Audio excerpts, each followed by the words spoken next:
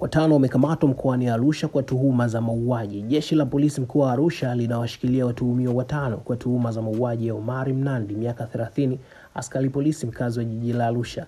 Akitoa taarifa hiyo leo Oktoba 12, 2025, kamanda wa polisi mkoa wa Arusha SACP Justin Masejo amesema watuhumiwa hao walitenda kosa hilo Oktoba 12, 2025 muda wa usiku huko katika baa itwayo Simaloi iliyopo maeneo ya Kaloleni jijini Arusha.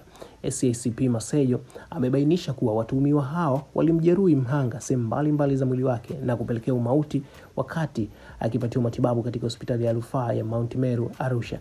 Aidha amesema uchunguzi wa awali umebaini kuwa chanzo cha tukio hilo ni baada ya Omari Mnandi marehemu kutokana na unywaji wa pombe ambao ulipelekea kukosea uhakika wa gari lake namba T402 CNC na kuingia kwenye gari namba T734 AXR la mmoja wa watuhumiwa hao, na ndipo walipoanza kumshambulia.